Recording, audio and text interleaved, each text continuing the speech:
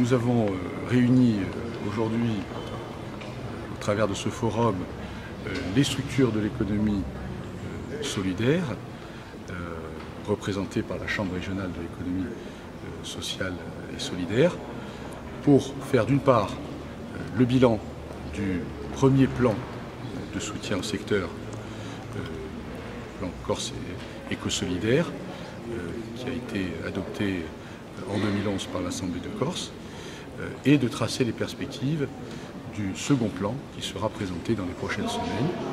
Alors un bilan de ce premier plan très positif. Tout d'abord, pourquoi avons-nous voulu soutenir ce secteur? C'est parce que c'est un secteur incontournable de notre économie, à la fois par le nombre de salariés. On oublie parfois que ce sont près de 8500 salariés en Corse qui sont employés par le secteur de l'économie sociale et solidaire. Ça représente 190 millions d'euros de salaire. Merci. Mais au-delà, bien entendu, c'est un secteur extrêmement important par sa très forte utilité sociale, ce qui, dans les temps que nous traversons, est encore plus important.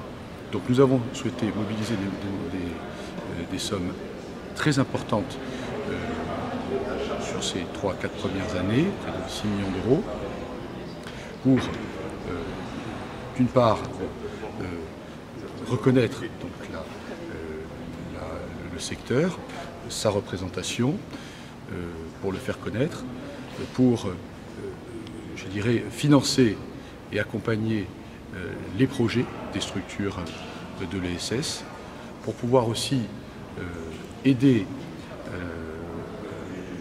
les publics fragiles ou certains publics à retrouver un emploi par la mobilisation également d'aides directes. Et nous voulons donc dans ce deuxième plan poursuivre nos actions, donc toujours vers plus de reconnaissance du secteur. Entre-temps, une loi, 31 juillet 2014, a reconnu officiellement ce secteur au plan national. Nous avons donc intégré, bien évidemment, certains éléments de la loi qui nous paraissaient particulièrement adaptés à notre territoire. Donc nous allons poursuivre nos actions de soutien des structures.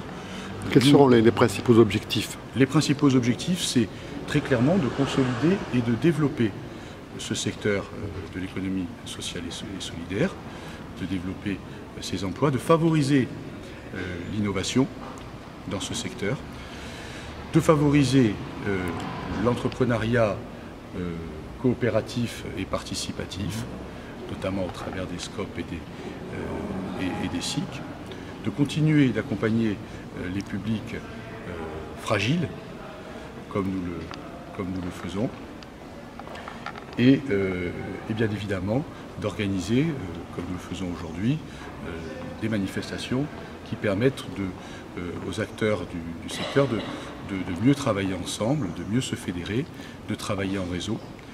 Et c'est ainsi que nous allons pouvoir fédérer toutes les énergies au bénéfice de ce secteur tout à fait,